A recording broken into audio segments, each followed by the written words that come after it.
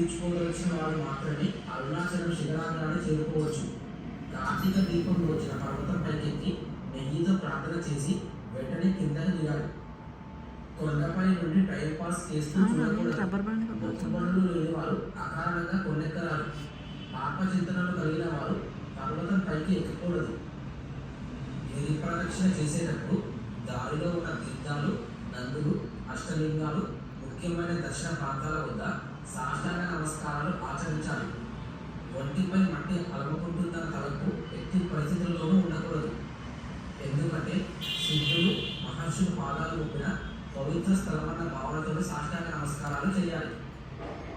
గిరి ప్రదక్షిణ చేసేటప్పుడు దారిలో పేదలకు ఎంతసేపు కదిలితే చాలాసేపు నుంచి అంతసేపు ఎందుకు ఉంటుంది? గిరి ప్రదక్షిణకు వెళ్ళేవారు ఇందాక ఇలా పాము బుస్సలాగా లేసింది.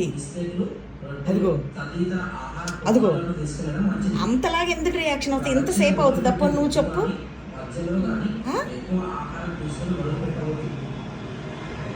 అంతసేపు అవుతుందా?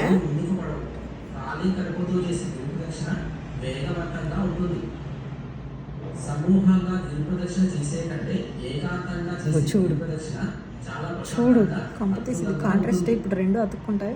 గిరి ప్రదక్షిణ చేసే సందర్భంలో చూసావా చూసావా చూసావా ఎలా లభిస్తుందో చూసావా కాబట్టి చూసావా కూర్చోకుండా నిలబడి కానీ తప్పనిసరి పరిస్థితుల్లో బెంచిపై పడుకోండి.